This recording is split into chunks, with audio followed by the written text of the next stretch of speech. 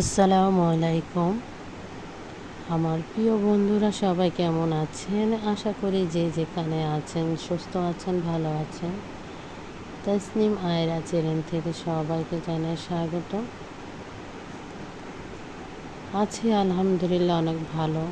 তোমাদের জন্য সবার জন্য দোয়া করি, অনেক মিস করি। ভিডিও দিতে ভালো লাগে না, কেননা ভিউজ হয় না। আর অনেক স্বপ্ন ছিল ইউটিউবে টাকা দিয়ে বাড়ি উঠাবো, গাড়ি কিনবো। সবাই তো গাড়ি বাড়ি সব করে ফেলতেছে। আসলে আমরা তাদের মতন করতেও পারবো না, আমাদের গাড়ি বাড়ির দরকারও নেই। যেতটুকু আছে আলহামদুলিল্লাহ, আর যেতটুকু নিজের পরিশ্রম দিয়ে করতে পারতেছি সেটাও আলহামদুলিল্লাহ। তা জাস্ট খুলেছিলাম নিজেদের পারিবারিক কিছু ভিডিও ছাড়ি, স্মৃতি হিসাবে থেকে যাবে, এছাড়া আর কিছুই না। 1 টাকা তো পেলামও না, আমরা তো অনেক কষ্ট করলাম। আর যারা নাচ গানা হইচই খোলামেলা সব দেখাতে পারবে তাদের জন্য ইউটিউবে ইনকাম করা সহজ।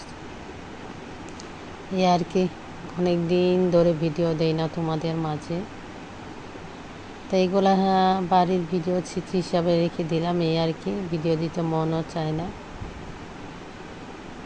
তা এক সময় এগুলা দেখব যে কতটুকু বাড়ি করেছি। প্রায় 1 বছর হয়ে গেল বাড়িটা কমপ্লিট করতে পারলাম না। কীভাবে করব? এখন পর্যন্ত প্রায় 16 লাখ চলে গেছে টাকা।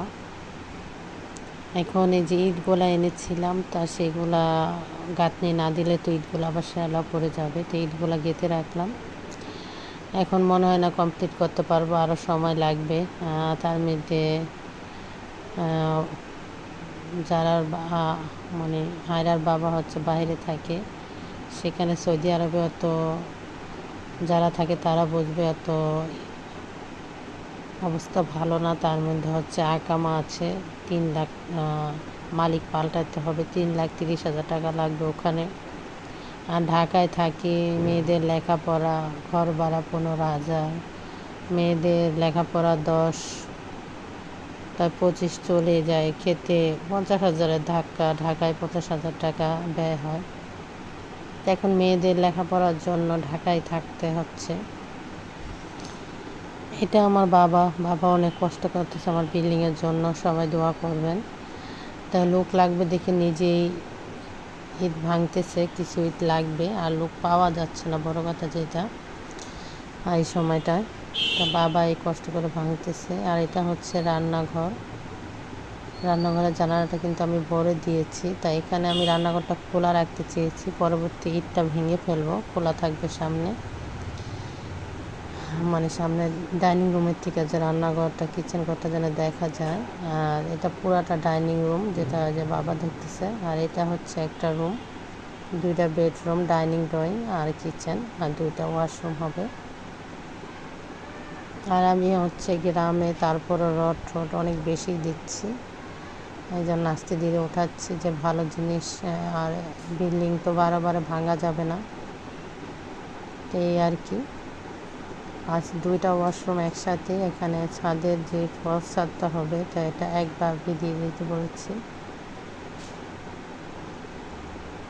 আর এটা হচ্ছে এই রুমটা, এই সাইডে ওয়াশরুম, বেডরুমের সাথে একটা ওয়াশরুম। তো এখানে রুমটা চাচাকে বললাম একটু মাপেন, তো আমি যে বাসায় থাকি রুমগুলো অনেক বড়, তো এই জন্য আমার ছোটো রুম ভালো লাগে না, এই জন্য 2টা বেডরুম আর ডাইনিং ড্রয়িং বললাম। তো এখানে মাপছে পরে, এখানে হচ্ছে পাশে আর লম্বায় হচ্ছে 13-14 বাই রুমের ফিট, 13-14 রুম অনেক বড়।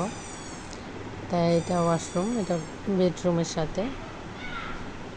তো আজকের ভিডিও কেমন লাগলো অবশ্যই জানাবেন।